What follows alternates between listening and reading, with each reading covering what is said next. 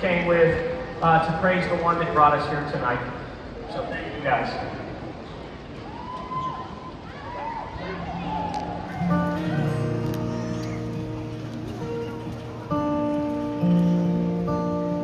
The song we're going to sing tonight is straight from Scripture. It's a blessing from God straight to His people, straight to His children. And so, as we sing this tonight, we receive this straight from God. We receive it into our hearts. We sing it over each other. We sing it over our families. Let's sing this together. Come on. Lord bless you and keep you.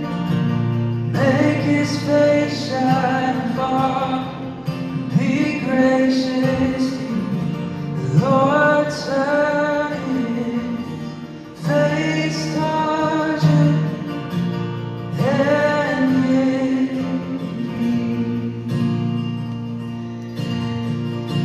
The Lord bless you and keep you.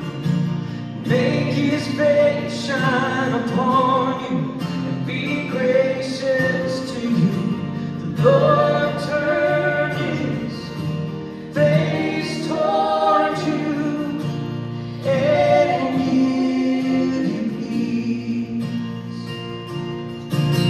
Amen.